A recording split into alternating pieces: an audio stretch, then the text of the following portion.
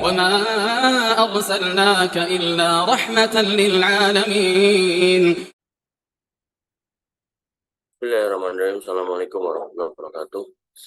Alhamdulillah, wassallallahu ala hawla wa la quwwata illa billah. Salatu wassalamu ala rasulillah wa ala alihi wa sahbihi wa mawalah.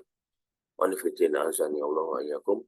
Alhamdulillah, bersyukur kepada Allah Subhanahu wa taala yang masih berikan nikmat kepada kita sehingga kita bisa berjumpa lagi, yaitu membahas kitab Matan Abu Suja. Kita sampai di halaman 40 dari 80 berapa mas? 87 apa? Kita sampai di bab jual beli. Kita masuk di pasal wal hajru ala sittati, dan mencegah, artinya melarang membelanjakan harta pada 6 hal atau 6 orang. Yang pertama as-sobi, jadi sebaiknya anak kecil nggak usah dikasih duit yang banyak karena dia nggak bisa dikuasakan, sehingga urusannya ditanggung atau di handle oleh walinya, wali si anak kecil itu.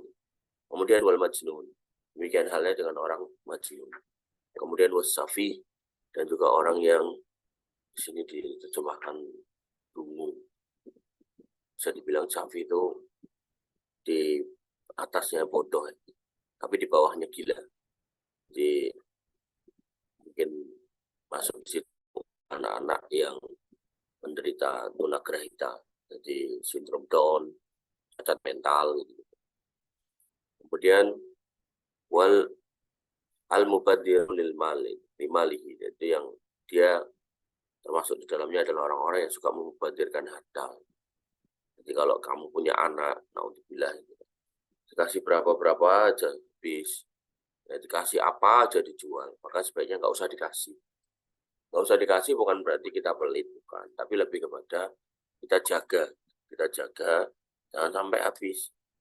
Ya, sampai ada anak itu yang usul ke ibunya itu, kalau kakaknya itu nggak bisa mengontrol harta itu, dia usul sama ibunya,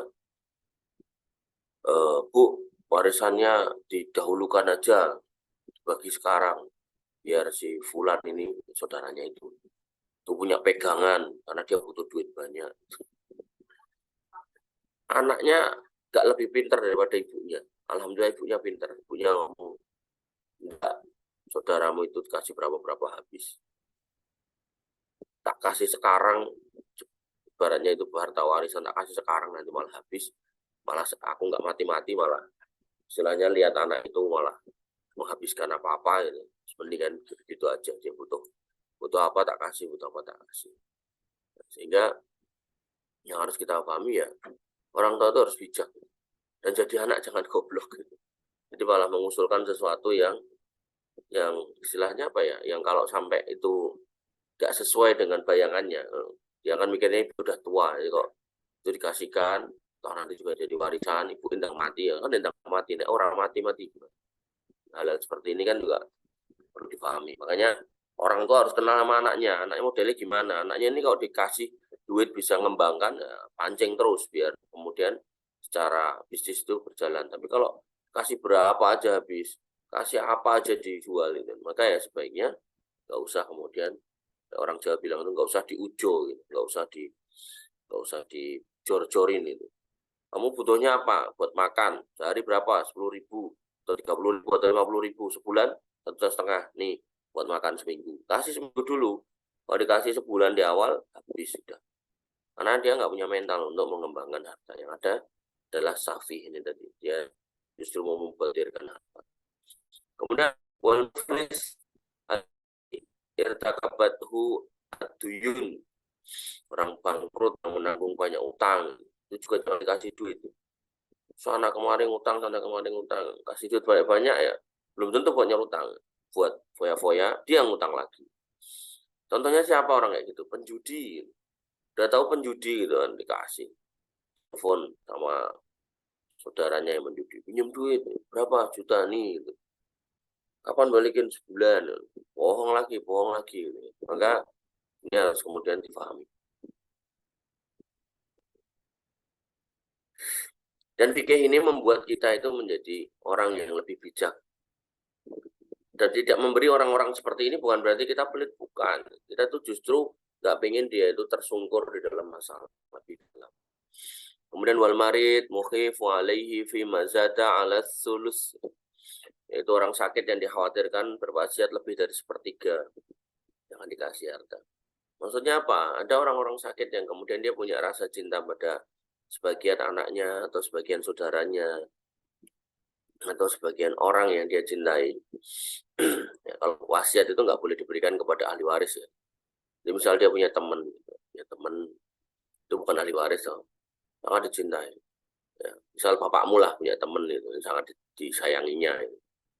Teman main waktu kecil misal atau teman main bola. Ya, terus bapakmu mau kasih duit banyak-banyak gitu. Dan kamu tahu kalau yang namanya apa yang nanti ditinggalkan oleh orang yang mati itu adalah warisan. Tapi ya bapakmu itu tadi gitu berpesan setengahnya ini kasih temanku si Fulan atau si Alan ini. Nah, atau kita tahu modelan orang tua kita kayak gitu ya nggak usah kita kasih. Maksudnya nggak usah kita kasih itu nggak kita usah kita kasih dalam jumlah banyak itu. Tapi lebih kepada hal-hal yang diperlukan aja. Dan orang biasanya kalau makin tua itu kan makin dia pikirannya itu jarang atau banyak yang justru tidak objektif. Justru banyak yang pada perasaan, apalagi perempuan. Kemudian wal abdul ladzi la yu'adzanu la wal abdul ladzi lam yu'adzan lahu fit tijarah, budak yang tidak diizinkan berdagang oleh tuannya. Ya. Termasuk apa? Anak-anak yang nggak boleh dagang sama orang tuanya. Saya dulu waktu kuliah itu mau mulai bisnis itu sama ibu saya, nggak usah, kamu sekolah aja. Nah kalau kamu punya teman-teman yang kamu tahu orang tuanya melarang dia untuk bisnis ya nggak usah dimodalin.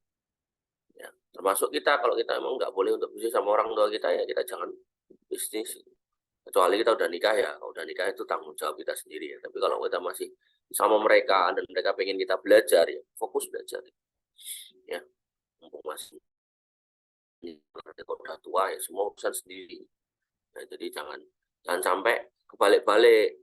Waktunya belajar nggak mau belajar, waktunya harus kerja malah belajar gitu kan, repot. Cari nafkah malah sibuk belajar. Ya apakah pas cari nafkah nggak boleh belajar? Boleh, cuma jangan sampai lupa kalau kamu punya tanggung jawab yang lebih wajib yaitu nyukupi keluarga. Makanya itu saya selalu ingatkan itu loh kalian yang muda-muda itu masih muda jangan malesan gitu. Mau jadi apa gitu? Masih muda udah males gitu. Mau jadi apa nanti kalau gede itu? Kalau gede itu jangankan saya, orang tuamu nggak akan ngurusi kamu. Ya. Apalagi mohon maaf orang tuamu sendiri mungkin hidupnya juga pas-pasan gitu. Tiba-tiba kamu datang, Pak, butuh ini, Bu, butuh ini gitu. Yang gue butuh, saya gue nyukupi apa le gitu kan.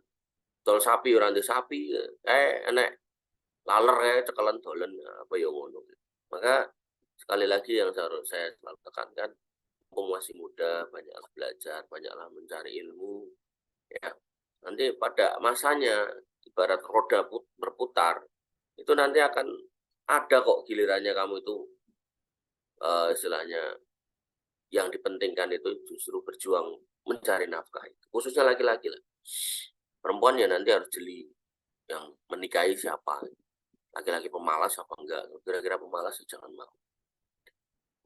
Kemudian tasarrufu sobi wal majnun wasafi ghairu sahih. Maka transaksi yang dilakukan oleh anak kecil, orang gila dan maaf, anak idiot atau orang idiot ya maka tidak sah. Jadi kamu nggak boleh nipu anak-anak kecil. Dulu saya sama anak kecil cuma jualan cilok nggak apa-apa. Tapi kalau sama anak kecil jualannya rumah, mobil ini nggak boleh. Nah, tapi dia ikhlas. Kasih permen aja. Bahkan untuk bila ya orang-orang yang melecehkan anak-anak kecil itu mereka mentransaksikan dalam tanda kutip cuma pakai permen. Ini menunjukkan anak kecil itu nggak bisa, belum bisa mikir. Apa kalau dia gede? Tak kasih permen mbak, tapi saya izin nyium kamu, ya pasti nggak mau lah.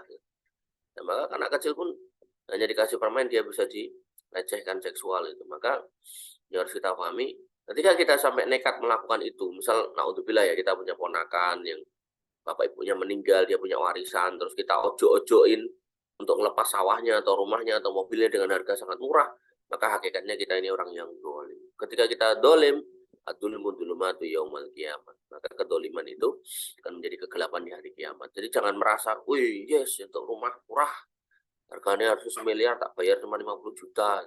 Ini punya anak kecil mau bohong ini, nggak boleh. Kemudian watasarruful muflis yasihu fi dhimmatihi tuna a'yani malihi. Orang bangkrut kalau memberlanjakan hartanya yang dia punya sendiri, maka ya sah itu. Tapi ya itu bukan harta orang lain, hartanya sendiri gitu. Ya orang bangkrut, menjudi, ya terlilit utang di mana-mana, dikejar temannya mau dibunuh gitu kan karena harusnya utang. Jadi dia jual rumahnya, ya sah.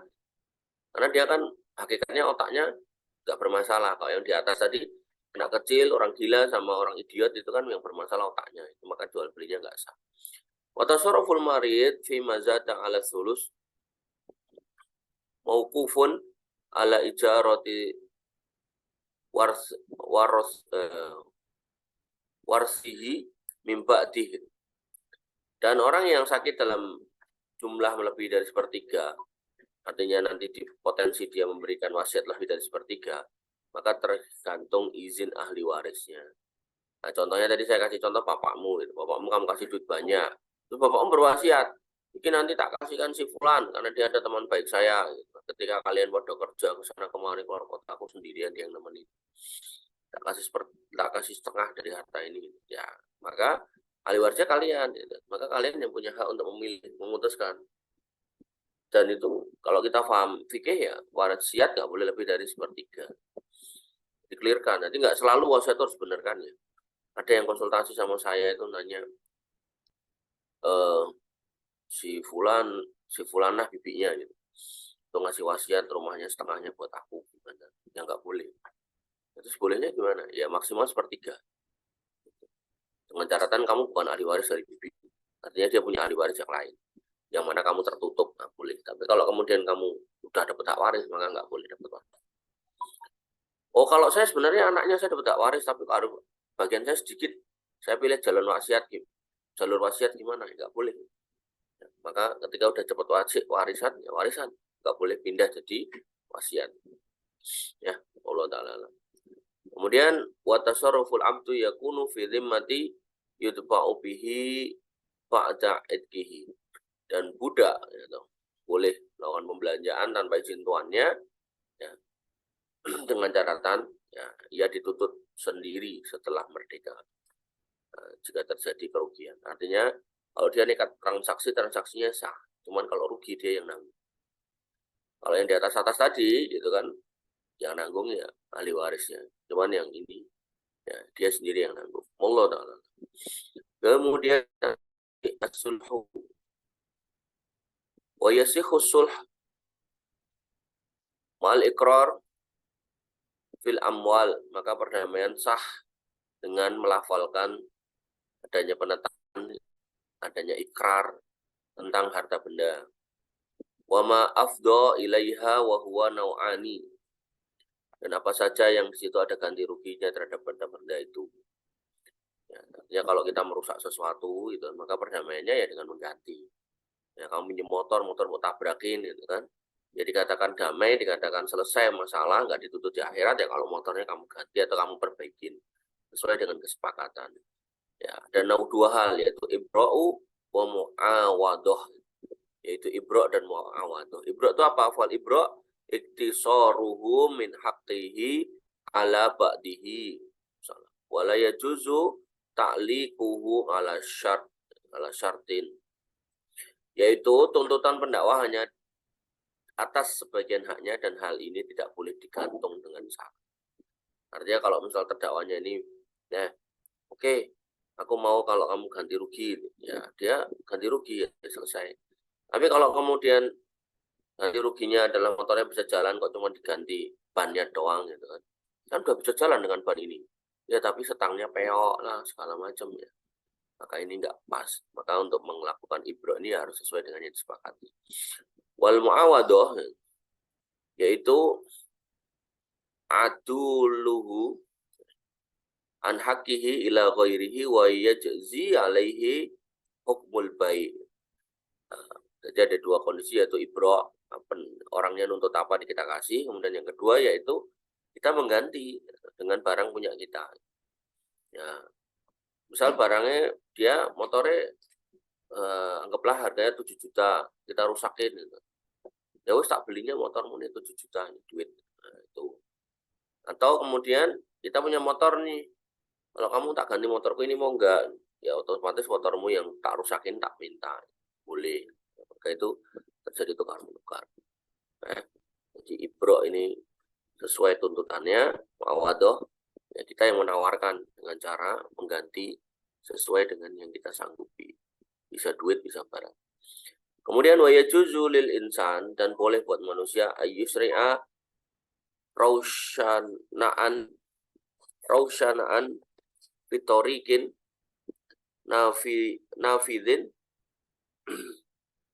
bihaitsu la yatadarraru al-marubih. Dan boleh bagi seorang ya, manusia ayyusari'a rausanan, memasang atap nonjol, apa itu kanopi gitu. Fitorikin, ke jalan. Nafidatin, ya, jalan umum, bihaitsu la yadurul marubi, selama nggak membahayakan orang lewat. Jadi baratnya ini rumah ya, depannya jalan, itu mau kanopiin jalannya itu nggak apa-apa, buat yup-yupin jalan di depan itu nggak apa-apa, sepanjang jalan mau kasih atap nggak apa-apa, selama nggak membahayakan orang lewat. Maksudnya apa ya, kalau ada truk ya nggak nyangkut, kalau ada apalah. Atau misalnya rumah sebelah ini rumahmu, rumah sebelah ini mau beli, terus kamu bikin jembatan ke sebelahnya. Nah, selama orang lewat nggak ada masalah, nggak kesangkut, nggak terganggu, ya maka nggak apa-apa, ya, bikin aja. Ya kira begitu lah. Ya otomatis kalau kita punya tetangga yang ngomong sama tetangganya, sama RT-nya, kalau saya bikin jembatan ke arah situ, rumah situ saya beli, daripada anak saya lari ke jalan nanti ketabrak, mau saya bikinkan jembatan itu gimana? Atau misal rumah depan dibeli di jembatan. Nah, kalau dibolehkan ya begini. Loh, apa harus izin? Kenapa harus izin? Iya, karena Al-Quran mengatakan, ya ayyuhalladzina amanu atiullah wa atiur rasul wa ulil amri minkum. Orang beriman taatlah pada Allah, taatlah pada Rasul, dan pada pemimpin kalian. Jadi kalau kontennya bermasyarakat ya tanya sama pemimpin. Kemudian wala yajuzu fit darbi al-mustaroki, fit darbi al-mustaroki, ya, namun tidak boleh masang atap yang menonjol gang illa bi'idnish suroka, kecuali atas izin kawan-kawannya, yaitu yang tak bilang tadi, mau masang di sini gitu kan. Nah ini kan masuk gang ini kan orang rumah banyak tuh, banyak belakang tuh rumah orang banyak yang lewatin jalan ini gitu, makanya kita harus izin sama orang-orang yang melewati itu. Wa yajuzu taqdimul bab bidarbil mustaroki. Kemudian dan tidak dibolehkan majukan pintu di dalam lorong gang. Artinya jangan sampai kamu bikin pintu itu kan bisa dibukanya ke luar, bisa dibukanya ke dalam. Kok kemudian rumahmu atau apalah itu, pagermu itu benar-benar mepet jalan. Kalau dibuka itu kemudian pintunya ini ke jalan, nah ini nggak boleh. Jadi Islam itu sampai ngaturnya kayak gitu ya. Yang boleh gimana? Pintunya masuk, mukanya ke dalam. Paham nggak maksudnya? Jadi pintu pagar itu, ya kalau sekarang kan bisa digeser ya. Kalau dulu kan bukanya ya keluar atau ke dalam. Kalau mau buka keluar, kemudian ini kena jalan, ini nggak boleh. Yang boleh itu kamu buka ke arah dalam, sehingga nggak ganggu orang. Wala yajuzu takhirahu illa bi'idni syuraka. Dan tidak boleh memundurkan pintunya kecuali dengan izin kawan sekutunya. Maksudnya apa? Kalau pintu itu kamu buka atau kamu tutup, jangan ganggu orang. Kalaupun itu harus terjadi seperti itu, ya, ganggu orang, ya pastikan orang-orang yang terganggu itu mengizinkan. Sekali lagi, kenapa? Kalau sampai orang itu terganggu dan nggak ridho, itu menjadi kedoliman. dan kedoliman itu jadi kegelapan di hari akhir. Makanya pastikan jangan sampai kita mendolimi orang lain. Pasal berikutnya, wasyara itu al-hawalah, syarat adanya al-hiwalah. Hiwalah itu yaitu transaksi memindahkan utang.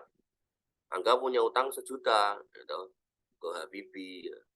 Terus saya punya utang ke Angga 1 juta. Urusan saya ke Angga, urusan Angga ke Habibie. Terus Angga ngomong ke saya, Mas, kamu nyaur utangnya ke Habibie aja, karena aku punya utang ke Habibie 1 juta. Angga ngomong ke Habibie nanti yang nyaur utangku adalah Mas Gulam. Gitu.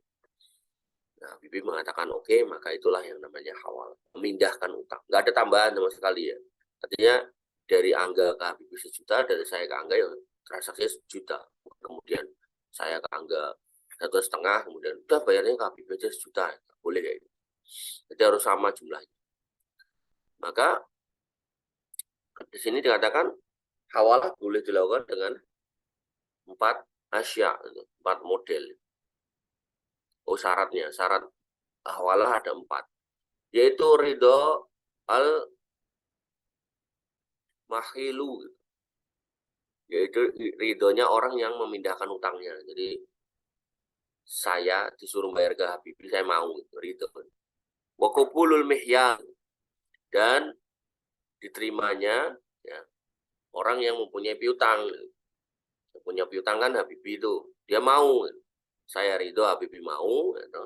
Maka bisa dilanjutkan yaitu wa qaunul haqqi mustaqiron fi zimmah, yaitu utangnya itu ada dan kemudian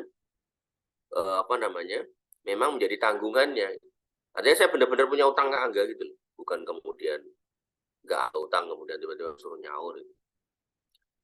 Kalau itu kan menyaurkan, kalau ini lebih ke memindahkan utang. Kemudian wa ittifaqu ma fi zimmah al-mahil al-muhil wal mihal itu. Alaihi fil jinsi wa nau'i wal khulul wa ta'jil. Yaitu adanya kesamaan sifat utang tadi, dari mulai jumlahnya, kemudian macamnya, waktu bayarnya, dan waktu penangguhannya. Angga utang ke Habibie waktunya 2 bulan. Saya utang ke Angga waktunya 2 bulan. Sama, bisa dipindahin. Oh, kok saya sebenarnya ke Angga itu 3 bulan. Nah, Habibie mau nggak nih saya bayarin 3 bulan? Kalau mau ya berarti bisa dianggap sama. Dia bisa dirubah gitu. Kemudian watabra'u biha zimmatul mahil. Dan ya, di sini dikatakan bahwasanya yang namanya hiwalah itu adalah tanggungan si pemindah hutang itu menjadi hilang. Artinya apa? Ketika saya Angga Habibie dengan skema itu udah sepakat, udah jadi contoh cek ngantuk itu. Nah itu ketika kita bertiga udah sepakat itu kan, ya maka otomatis si Angga tadi udah nggak punya utang ke Habibie karena utangnya udah pindah ke saya. Itu ya. Kemudian pasal lagi watasihu domanu duyun al-mustaqir, yaitu menanggung hutang ya, itu sah.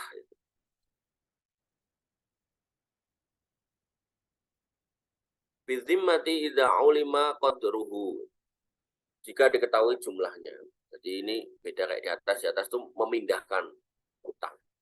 Nah, kalau contoh berikutnya adalah saya nggak punya utang sama Angga, tapi saya tahu Angga ini teman saya, terus dia punya utang sama Bibi. Terus saya bilang sama Angga, wis ora usah mbok pikir utangmu, tak bayar ya. Ini kasus yang berikutnya. Wali sahibil haq, dan buat yang punya hak yaitu Habibie mutolabatun man sa'a minad domani wal madmun anhu.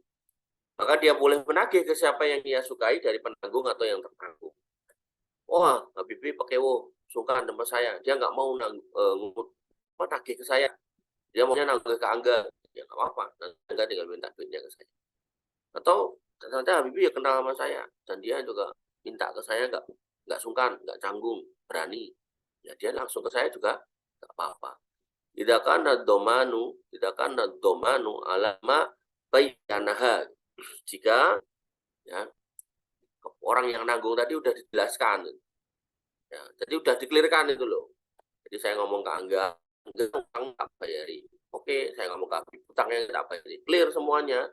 Habib juga oke, Angga oke. Maka Habib bisa nagih ke Angga nanti tinggal minta duitnya ke saya, atau Habib nagih ke saya juga nggak apa-apa. Wa idza azimad dominu raja'a ala madmun anhu idza kana domanu ad-domanu wal qada'u bi'idnih.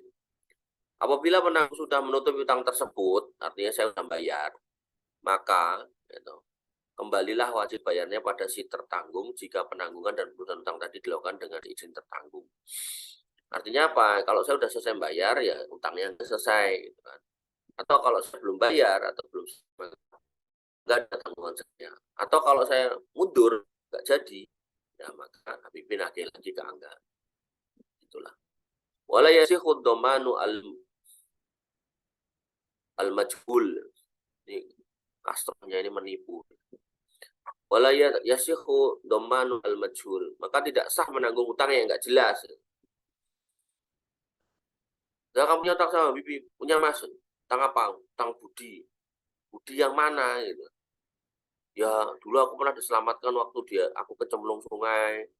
Terus pernah diselamatkan waktu rumah kebakar. Susah kalau itu ngukurinnya. Ya, kalau kayak gitu nggak boleh. Ya udah nanti utangnya tak saurin. Gimana caranya? Habibie tak bakar dulu baru tak selamatin. Nggak bisa ya. Nggak jelas kan kayak gitu. Maka yang jelas di sini ya harus ada angkanya, ada caranya. Gitu. Ya, artinya nggak harus duit. Misal utangnya utang beras. Beras berapa? Sekintal. Jenisnya apa? Ya nampak. Gitu. Atau misal utang apa namanya? Utang makanan tertentu. Gitu. Oh utangnya kok mas traktir makan mie ayam di mie ayam sana. Gitu. Jelas kan itu. Wala malam yujib illa tarakal mubi'. Maka ini dikatakan bahwa tidak sah pula menanggung apa yang belum pasti selain menanggung barang yang dijual. Ya, jadi kalau konteksnya ini barang, maka barangnya bisa dijual, harganya jelas, itu boleh. Aku punya utang sama dia apa? Mobil. Lah kok bisa utang? Lu tak pinjam terus terbakar. Mobilnya apa? Jazz tahun 2015. Nah, jelaskan barangnya. Walaupun mungkin pas dibeli Habibie waktu itu harganya 150 juta. Ternyata Jazz tahun itu sekarang ada jadi 125, ya nggak apa-apa. Yang penting ada barangnya, ya speknya sama, gitu kan, kondisinya baik, serahkan. Oke, kita lanjutkan. Pasal wal kafalah, orang masuk kafalah. Bil badani jaizatun idza kana alal makfuli bi haqqu li adami. Menanggung dalam mendatangkan diri orang yang wajib menghadap ke pengadilan. Kafalah itu menjamin orang. Bil badani menjamin bahwasanya seseorang ini akan hadir, akan datang. Kalau di kejahatan itu orang itu akan ditahan ketika dia dikhawatirkan menghilangkan barang bukti atau kabur atau bersepakat untuk berbuat kejahatan lagi, maka dia ditahan. Nah, datanglah penjamin, tak jamin ini anak atau ini orang. Maka menjamin orang itu hukumnya jaizatun, boleh. Tidak kana alal makful bihi haqqul adami. Jika orang yang ditanggung kedatangannya itu tersangkut pelanggaran hak manusia, ya tadi itu kejahatan-kejahatan. Ya, boleh tanggung. Saya jamin dia. Kemudian pasal berikutnya walil sirkati khamsatu syara'id, yaitu persekutuan, ya, si A dan si B sepakat untuk usaha. Itu ada syarat-syaratnya, yaitu apa? Ayakuna ala nadin minat darahimi wan dananir, yaitu ya mereka sepakat atas modal berupa mata uang. Di sini disebutkan darohim, dirham dan dananir, dinar. Tapi konteksnya kan dulu mata uangnya itu ya. Kalau sekarang ya sepakatnya kita patungan nih masing-masing 10 juta rupiah. Nah, itu clear 10 juta rupiah. Wa ai ya tafqa fil jinsi wa nau, dan mereka sepakat dalam jenis dan macamnya. Jenis dan macam, jenis usahanya apa? Ayam apa? Ayam kampung, diapakin, goreng. Atau diternak gitu. Jangan cuma nyerahkan duit buat apa? Pokoknya puter, jangan, nggak jelas loh. Wa ayyah lito al malain.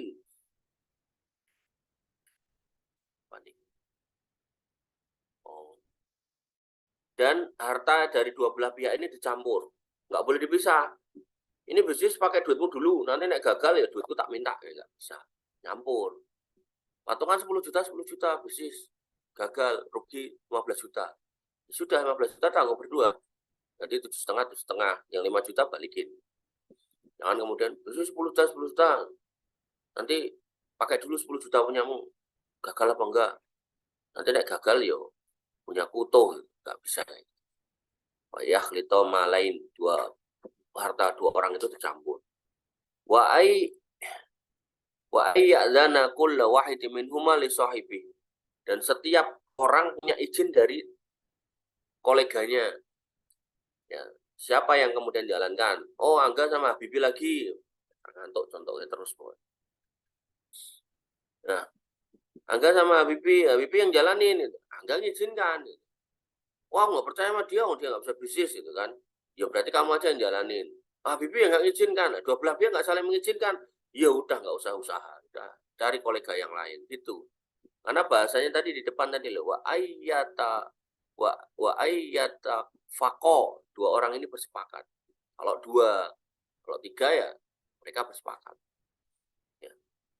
Jadi ada dua konteks, yaitu yang pertama orang yang modalin, kemudian satunya menjalankan, atau dua orang ini saling keluar modal juga, entah salah satu atau dua-duanya yang menjalankan. Itu bisa.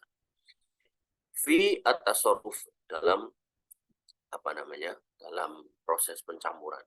Wa yakuna rabhu wal khusran ala qadril malain, dan rugi dan untung sesuai dengan kadar modal. Si A investasi 30%, si B modalnya 70%. Ya kalau dapat untung ya 30% keuntungan punya si A, 70% keuntungan punya si B. Jangan sampai kemudian 30%, 70%, terus yang 30 bilang, aku mau investasi 30% tapi untungku yang 70. Ya nggak boleh gitu. Nah, itu skema yang pertama. Skema yang kedua, ada orang nggak punya modal, punyanya skill, misalnya Angga nih, bisa bikin bakso. Habibie kaya raya gitu kan, punya duit gitu kan. Nah, maka dalam hal itu, ya, si Angga ngomong sama Habibie, modalin aku, tak usaha. Lah bagi hasilnya berapa? Ya, nanti kalau berhasil ya aku 30 aja lah, 70 kamu. Ya nggak apa-apa, karena modal semuanya dari Habibie. Nah kalau rugi, semua kerugian ditanggung yang punya modal. Makanya yang punya modal kalau minta untung lebih banyak nggak apa-apa. Selama apa? Selama nggak ada keteledoran dari pihak yang menjalankan bisnis. Tapi kalau pamitnya jualan bakso gitu kan, tapi nggak pernah buka gitu kan, akhirnya rugi. Nah, atau mungkin harusnya kalau tutup listriknya dicabutin gitu kan, kok malah listriknya nggak dicabutin, akhirnya kebakaran itu. Maka pihak yang menjalankan bisnis itu yang harus tanggung jawab mengembalikan modal. Itu ya. Walikul liwahidin minhuma, maka pada setiap salah satu di antara keduanya, fahsuha mata sya'a. Di sini dikatakan bahwasanya bisa membatalkan ya, perjanjiannya kapan aja. Wa mata mata. Dan ketika seorang itu mati, wa mata mata. Dan kapan seorang itu mati, ya, maka dia ahaduma ya batolat. Salah satunya mati, maka akad transaksinya batal. Habibie tiba-tiba mati mendadak jantungan, berarti akadnya batal. Otomatis apa, investasi Habibie balikan kasihkan ke ahli warisnya. Oh ini Pak Habibie investasi 150 juta buat warung bakso. Ini duitnya. Akadnya udah selesai ya. Ahli warisnya ngomong lanjut aja om. Gak apa-apa. Misal gitu. dan kita mau ya lanjut silakan. Tapi kalau enggak ya balikin aja. Kemudian pasal selanjutnya wa kullu ma jaza lil insani at-tasarrufu fihi bi nafsihi jaza lahu ay yuwakkila fihi aw yatawakkal. Maka segala sesuatu boleh dikerjakan sendiri. Nah, maka boleh diwakilkan juga untuk menerima wakilnya. Artinya kalau kamu mau mengerjakan sendiri dalam bisnis silakan, mau wakilkan ya silakan. Angga pinter ngelobi nih, kumpulkan modal dari Habibie 20 juta, dari Fajar 20 juta, dari Safi 20 juta, dari Eko 20 juta, 80 juta. Nah, dia ngerti yang bisa bisnis, itu namanya Yono, misalnya gitu. Nah, duitnya dikasih Yono. Mas Yono, bisnis on. Apa, Mas Angga? Nah, jenengan bisanya apa? Pelihara ayam. Terus nih, duit 80 juta, pelihara ayam. Nah, bagi hasilnya Angga misal 30% itu kan. Terus Angga ngomong sama 4 orang tadi, kalian nanti dapat 20%. Sehingga Angga masih dapat sisa 10%. Itu boleh. Gitu ya. Maka sebenarnya kalau kita ngomongkan bisnis atau ngomongkan ya, nyari duit ya, kalau kita ngerti ilmunya, ilmu dalam artian ilmu syariatnya, ilmu fikihnya, ilmu muamalahnya, plus ilmu bisnisnya, plus cara ngomongnya ke orang, itu cari duit itu nggak susah. Tapi karena kita mungkin ya nggak mau belajar, pas masih muda santai, nggak mau nyari ilmu. Ya akhirnya pas dibutuhkan punya anak bingung nyari kerjaan. Kerjaannya ada, ternyata gajinya masih kurang. Ya, Allah Ta'ala. Kayak kemarin ada bapak-bapak datangi saya di kajian ini. Mas, anak saya mau dicarikan kerjaan. Bukan udah kerja Pak. Nah, dia kerja jadi asisten dosen di sebutkan kampus, salah satu kampus di Solo, kampus besar itu. Ya kan malah bagus kerja di situ nih. Nah, ya anu tuh loh Mas, dia nggak pulangnya tuh malam-malam itu loh. Saya sampai sedih dia udah nikah 2 tahun nggak punya anak, belum punya anak. Nah, kenapa? Ya itu, bos berangkatnya pagi, pulangnya malam, gajinya raspiro kok gitu. Dia bilang gitu, saya penasaran. Gajinya berapa Pak? 1.300.000 kata dia. Oh, gitu. Iya, iya, iya. Nah, terus nyonyai, Malaysia itu udah jadi dosen itu. Di Jogja sana, saya tuh pengen itu bisa kumpul sama istrinya. Oh, gitu. Nah, jurusan apa, Pak? Teknik kimia. Wes, Pak, kalau mau nggak usah kerja aja, Pak. Bikin usaha aja. Tapi bocahnya suruh nemuin saya dulu lah. Ngobrol dulu. Artinya gitu loh. Jadi kalau kita tuh melihat seseorang punya potensi sesuatu, punya ilmu sesuatu, ya. Ketika kita punya ide-ide, kita bisa mengoptimasi orang-orang seperti itu.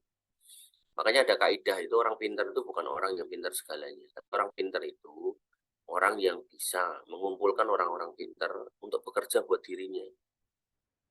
Ya, apa sih kamunya nggak pintar, ngomong sama orang lain nggak dipercaya, dicari modalnya nggak punya, gitu ya Allah, ini sepiye. Ya, maka ayo mumpung masih muda dari ilmu yang banyak, ilmu apa aja, itu. Harapannya nanti kalau kamu benar-benar berumah tangga tuh nggak kesusahan gitu dalam urusan dunia. Dunia itu hina kalau kemudian kita harus meninggalkan akhirat. Kalau kita lihat, mohon maaf ya, orang-orang yang pulang pagi dari pagi sampai petang, kerja dunia sampai lupa sholat, sampai nggak sholat gitu kan.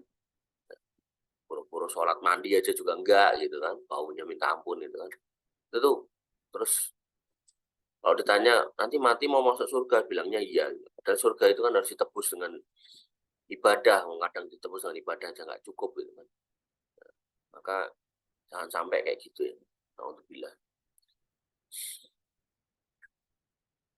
Makanya di dalam Al-Quran itu yang dipuji itu bukan orang yang ahli ibadah, bukan. Tapi orang yang dia itu berdagang, tapi dia nggak lupa untuk ibadah. Ya. Rijalun la tulhihim tijaratun an bai'un an dzikrillah. Yaitu laki-laki yang dia itu tidak tertipu atas perdagangan yang dia lakukan atau jual beli yang dia lakukan dari zikir kepada Allah. Ya, jadi justru yang dipuji itu orang-orang laki-laki yang berjuang, kerja kah, usaha kah, bisnis kah, tapi ya wayah adan ya adan, sholat ya sholat. Ya. Punya duit banyak, haji ya haji, umroh ya umroh. Jangan udah miskin nggak sholat gitu kan, udah susah hidupnya nggak sholat gitu. Kalau ditanya pengen masuk surga, pengen yang paling depan gerbongnya, ya susah kan. Lanjut. Wal wakalah akdu jaizun, dan wakalah itu adalah akad yang boleh. Walikulli minhuma fahsuha mata sya'a, dan pada setiap pihak boleh memutuskan atau membatalkan perjanjiannya kapan aja. Jadi kalau udah nggak mau bersama, nggak minat lagi bersama, ya putuskan nggak apa-apa. Dan ini apa namanya, bebas, setiap orang bebas, antara dimingkum, setiap orang punya apa namanya, posisinya untuk menyatakan ridho atau nggak ridho. Watan fasihu bimauti ahadihima, dan akan menjadi rusak atau batal perjanjian wakalah tadi itu ketika mati.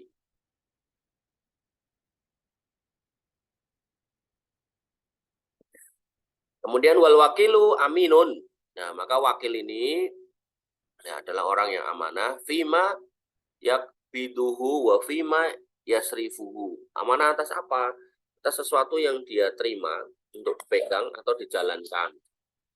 Ya, maka kalau kemudian ada orang nitip barang, ya jangan dicuil, jangan dirusak. Ada orang yang nyuruh muterin duitnya, ya jangan sampai di apa namanya, digasa, jangan sampai dikorupsi. Kemudian walaya temanu illa bitafrid, gitu.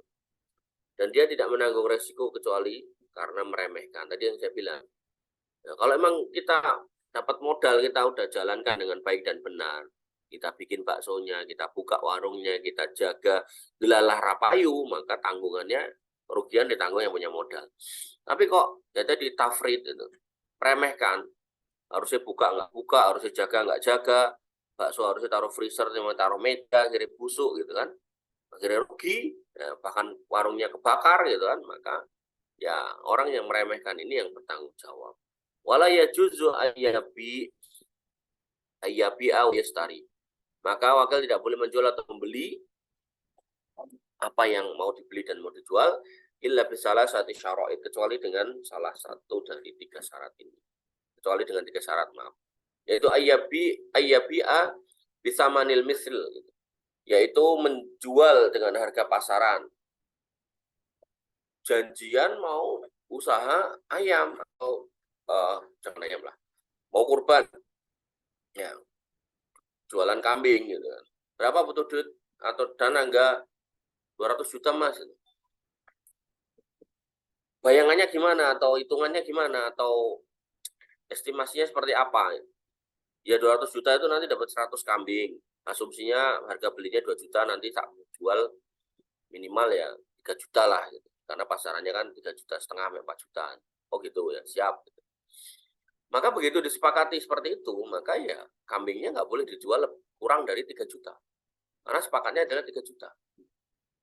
Harusnya bikin kesepakatannya jangan seperti itu. Yang bikin kesepakatannya gini, 200 juta mas, buat beli kambing 100 ekor. Nanti tak jual sak payu-payune sedemikian rupa sehingga tetap enek untung yang bisa kita bagi. Nah, itu nggak apa-apa. Ternyata harganya memang 3,5. Tapi banyak orang pedagang jualnya 3 juta. Ya udah kita jual 2,5 aja biar cepat laku. Karena kambing korban itu kalau udah hari kedua ketiga itu udah mulai jarang yang beli satu. Kemudian yang kedua, dia tambah apa, biaya perawatan, tak beli rumput, tak dia sendiri yang ngarit gitu. Wa ayyukuna bina kadil balad, dan apa yang disepakati itu sesuai dengan atau menggunakan dengan naket uang negeri itu. Nah, kalau di sini pakai rupiah ya rupiah, jangan pakai dolar.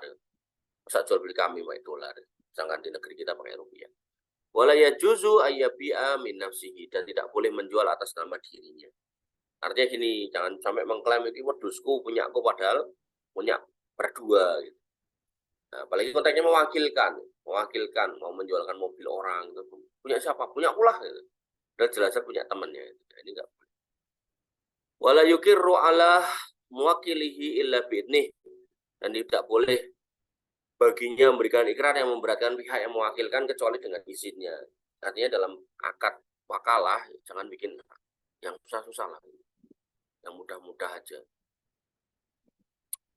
Kemudian pasal wal mukirro bihi dorbani, Dan ikrar itu bisa dua model. Yang pertama hakullah ta'ala, di mana di situ ya ada hak Allah Ta'ala, wa hakul adami, dan ada hak manusia. Wa hakullah ta'ala yasikhur rujuk fihi alal ikrari bih. Maka ikrar yang di dalamnya ada hak Allah Subhanahu wa Ta'ala, maka yang berikrar boleh mencabut pengakuannya. Demi Allah saya tidak mencuri, itu kan urusan dia sama Allah ya. Nah, kalau dia mencabut pengakuannya ya selesai. Artinya kalau dia bohong ya nanti urusan sama Allah. Wa haqqul adami la yasikhu rujuk fihi illa wa la yasikhu rujuk fihi an iqrari bihi. Yang terkait dengan hak orang gitu, maka tidak sah kalau cuma sekedar dicabut. Artinya apa? Dia harus mengembalikan apa yang menjadi hak orang, harus diberikan gitu. Ya.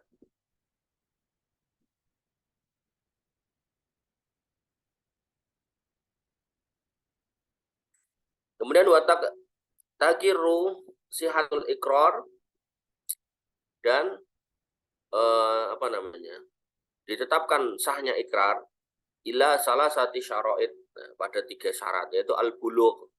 Orang yang berikrar itu sah kalau kemudian dia balik, wal akal, punya akal, wal ikhtiar, kemudian atas dasar pilihannya sendiri, enggak dipaksa.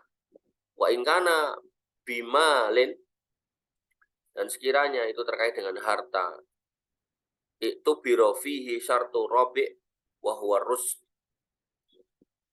maka sekiranya itu mengenai urusan harta, maka ditambah syarat keempat, yaitu cerdas atau mengerti. Harus dia paham. Harus itu dia paham. Dia paham atas pilihannya. Ya, termasuk nikah juga sama. Kenapa kamu lihat dia? Kamu paham nggak? Yang penting lanang. Karena lanangan dia orang yang nyedek ya. Nggak lain yang hilaf ya, bos. Terus sebaliknya, kenapa kamu nikah sama dia? Ya, nggak ada yang lain yang mau kecuali dia. Jangan gitu, ngenes banget. Wa idza aqarra bi majhulin ruji'a ilaihi fi bayanihi. Jika seorang berikrar terhadap sesuatu yang enggak jelas gitu, maka dikembalikan kepadanya untuk menjelaskan. Saya bersumpah akan memberikan bunga-bunga yang ada di atas bukit setiap pagi. Angel itu. Maka dijelaskan itu. Memberikannya gimana? Kamu manjat gunung apa? Bisa beli di pasar kembang. Kalau beli di pasar kembang ya nggak apa-apa lah. Harus ke gunung tiap hari kan. Kalau rumahnya di lereng gunung, rumahnya jauh di kota, susah. Kemudian wasiyasihu al-istisna'u. Kemudian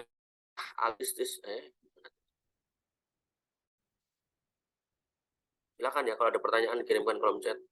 Dan ucapan al-istisna, yaitu pengecualian, sah fil ikrar, dalam ikrar, idza wasala bih, apabila ya dia bersambung dengan kalimat sebelumnya.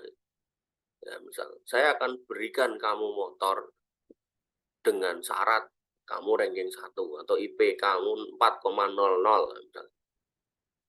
Bisa ya, silakan. Kalau enggak ya jangan minta. Wa huwa fi halis sihah wal mardo sawa. Orang yang sehat maupun yang sakit sama aja. Artinya ikrarnya sah. Sama tidak gila. Kalau udah gila maka nggak sah. Bibi, push up 10. Sana. Ayo. Pasal wa kullu ma yumkinu al-intifa'u bihi ma'abaqai ainihi jazat i'aratuhu idza kanat manafi'uhu asaron. Ayo push up. Sampingnya Fajar tuh 10 kali. Ya, maka setiap barang yang dapat diambil manfaatnya dengan tetap tidak berubah keadaannya, ketika dipinjamkan maka boleh meminjamkannya selama bekas manfaatnya masih ada. Artinya kalau kemudian seorang ini punya barangnya ini bisa dimanfaatkan, ya entah gelas, entah mobil, entah motor, entah apapun, maka silakan kalau mau dipinjamkan.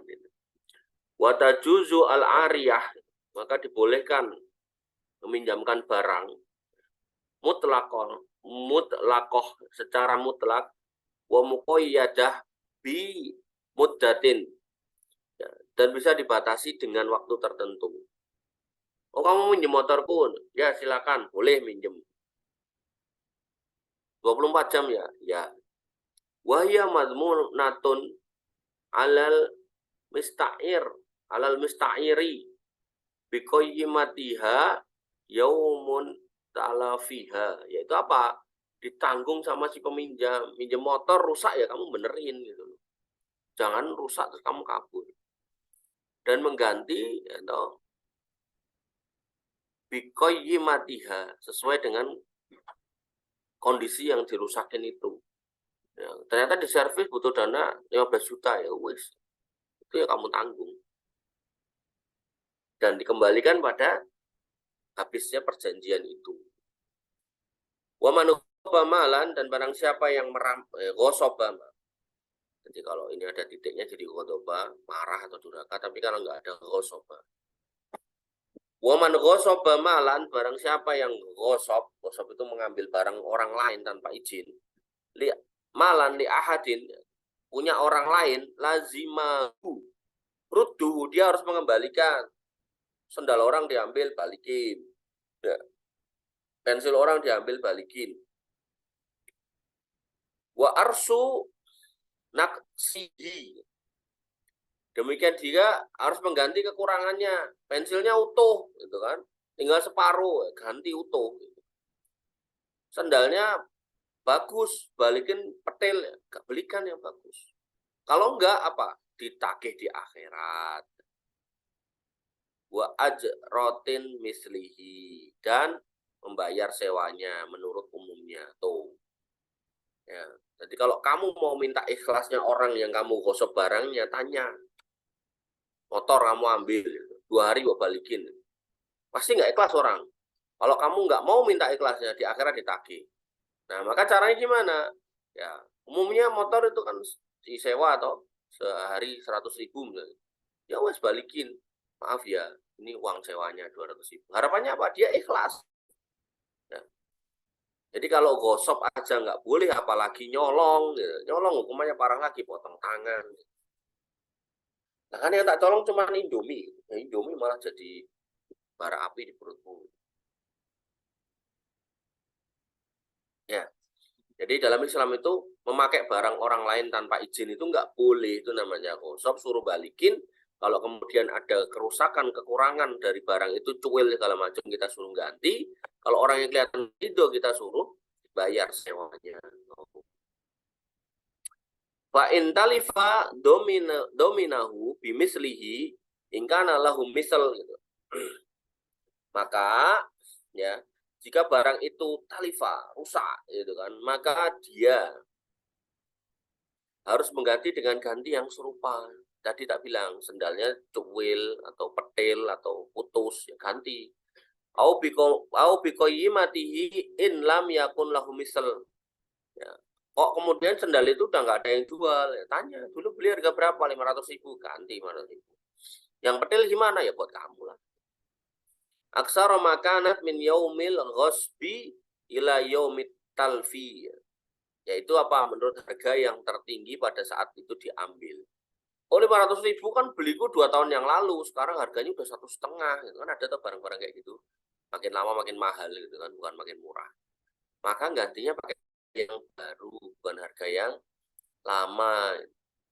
Jadi ada sebuah cerita itu, seorang itu dulu diminta oleh orang lain untuk sertifikat tanah itu 30-an tahun yang lalu mungkin, anggaplah. Waktu itu cuma 120.000. Terus dia cerita sama saya, gersulo aja cerita. Harusnya kan diganti. Dan singkat cerita itu sampai ke telinga yang nyuruh. Mau diganti 120.000 ya nggak bisa lah. Gantinya ya pakai harga sekarang. Apa itu? Menurut peraturan notaris sekarang itu biaya itu ya 1% dari harga tanah. Harga tanah 1 miliar. Jadi 1%-nya kan ya 10 juta, bukan 120.000. Ya, jadi kayak gitu ya. Jadi Jangan main-main, sekali lagi sama harta orang lain itu jangan main-main. Gosok aja kita nggak boleh, apalagi nyolong. Bentuknya apapun wes, mangga nggak boleh. Ayam mau meneh. Ayamnya tetangga nih, kemarin saya ada yang nanya. Ustadz nanya, apa? Jadi saya di satu pekarangan orang gitu, terus ayam tetangganya masuk rumahnya. Ini ayam ini kalau tak boleh nggak? Ini punya siapa? Punya tetangga situ. Ya nggak boleh lah. Nah tapi ayamnya nelek di sini. Ya, kamu bilang sama tetanggamu untuk ngurungi kandang. Ngurungi kandang. Ngurungi ayamnya gitu. Males orangnya, nggak enak gitu, ngobrol. Nah terus piye? Ya, pengennya tak boleh gitu. Terus kamu pengen makan ayam ini, pengen beli ayam ini, ya toh. Terus kamu pengen selamat dari akhirat, di akhirat. Ini dengan cara tanya ke saya supaya saya jawab iya boleh gitu. Berarti ini sing mangan ayame kowe, sing nanggung dosane aku gitu gitu. Ketawa dia. Ya nggak bisa lah kayak gitu caranya. Ya. Ada lagi itu di pengajian ibu-ibu tuh, dia punya utang sama orang. Dia nggak cerita tuh bagaimana permasalahannya. Pokoknya intinya saya suruh menghukumi kalau utang dia itu udah lunas gitu. Dia nggak utang gitu. Ya, saya marah lah. Nggak bisa lah Bu kayak gitu. Pada saat terjadi kasus itu saya nggak ada, saya nggak tahu. Terus pas dengan cerita ini saya juga nggak ngerti apa ceritanya cuma kayak gini atau bahkan ada yang lain. Terus jenengan minta supaya saya mengatakan jenengan nggak punya utang sama si Fulan itu. Ya nggak bisa. Nah, terus gimana Pak Ustadz? Ya kalau mau ya utang si Fulan suruh ke sini ngobrol kita clearkan duduk masalahnya seperti apa gitu. Kalau emang sudah jelas dua belah pihak saling mengutarakan masalahnya, ya saya baru bisa mengetahui duduk masalahnya sehingga saya bisa memberikan jawaban yang objektif. Tapi kalau seperti ini ya nggak bisa. Saya nggak suka cara-cara jenengan seperti itu. Kira-kira begitulah. Ya, intinya jangan sampai ya kita itu belajar ilmu tapi kita jerumuske pengajarnya. Suruh menghukumi sesuatu tapi kita ceritanya nggak utuh gitu. Sehingga dia menjawab salah, ya, kasihan dia nanti di akhirat dituntut. Ya, jadi kalau kamu berguru dimanapun jangan kayak gitulah. Enggak bagus ada kayak gitu. Jadi kalau punya masalah ceritakan cerita yang utuh gitu. Jangan kemudian dipotong-potong terus jawabannya dikasihkan ke pihak yang kita bermasalah gitu. No, jawabannya Pak Ustadz ini gitu. Seolah-olah mendukung dia padahal sebenarnya masalahnya dikurangi sama yang bertanya. Kemudian bawahnya wasuf'ah. Mungkin sampai gosop aja lah ya. Suf'ah besok kita lanjutkan suf'ah. Baik, ini yang bisa kita diskusikan.